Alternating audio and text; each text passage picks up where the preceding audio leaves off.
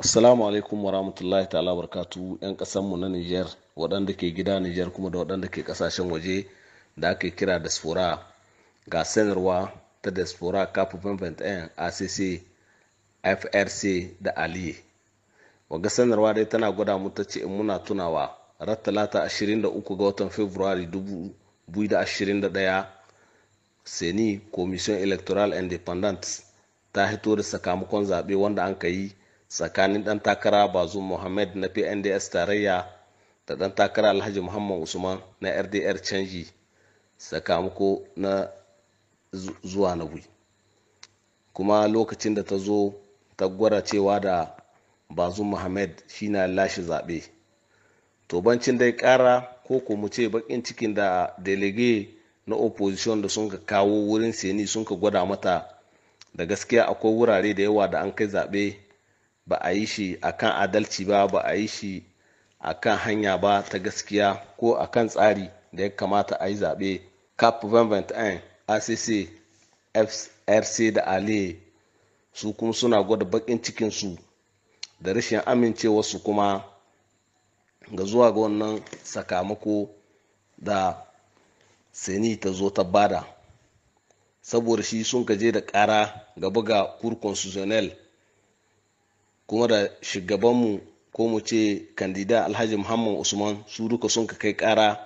gaba ga Cour constitutionnel ko mu ce kotun kole don ta zo ita kuma ta duba ta bincike kan sakamakon da Seni ta kawo. To a cikin wannan dai ne sai an ka ga Cour constitutionnel ba ta yi aiki ba da ayoyi 105 zuwa aya 111 na code electoral.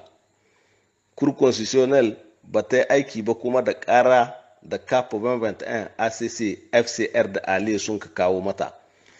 Cour constitutionnel kuma ba ta yi aiki ba da ƙara da Alhaji Muhammad Usman ya kawo mata haggar lokacin da ya kamata su zamana su ɗauki lokaci su duba ƙara da Alhaji Muhammad Usman shiga kamar wadda article ko mu ce aya ta 44 ta constitution da babbar doka da ke binta ta ƙasa mai lamba 2012-35 ta 19 ga watan Jun na 2012 wadda ke gwadawa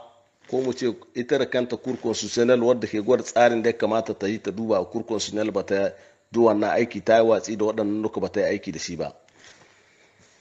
Shine diaspora Cap 2021 ACC FCR da Aliye suna miƙa sahihiyar gaisuwarsu da goyon bayansu da kira wanda Alhaji Muhammad Usman ya yi shekaran jiya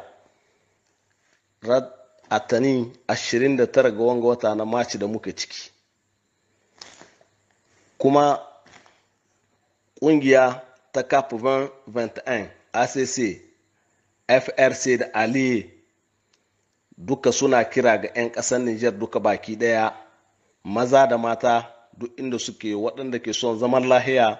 da shari'a ingantatta cikin ƙasar mu ta Nijar da su hito kwansu da kwarkwata su ga kira da Alhaji Muhammad Usman ya yi na daga yau wagga rana ta 30 ga wanga wata na Maci na 2021 da muka ciki da a fara zanga-zanga wadda take sahihiyar zanga-zanga kuma ta kwanci hankali,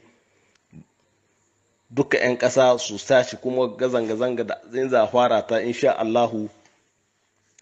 sai dai lokacin da an ga an kai ga gurin da ake so. Na farko dai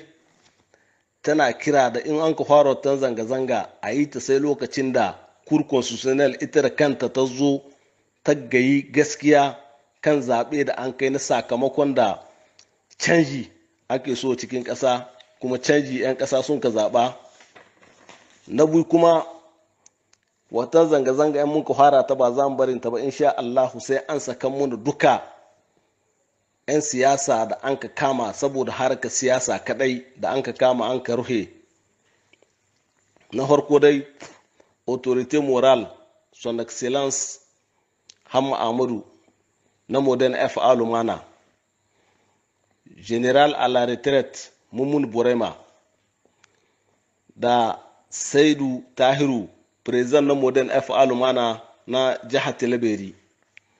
da mai sai abdu mamman lokoko, da madam kubra alhaji sabo, da madam umma hassan bayaru, da mai sai mustapha isufu, da 'yan ƙasanmu duka waɗanda an ka kama kan banza ko mu ce kan ƙarya saboda harkar siyasa an ka kama su an ka je an ka kulle su. Kuma diaspora kapu bambanta 'yan acc frc da ale suna gwada bakin cikinsu da irin wadda ake nan ana ta kashe 'yan ƙasanmu na niger, ana ƙona duke wasu, ana kama duke wasu, ana karɓar gangali, ana ƙona ambutai da rahegunan mutane.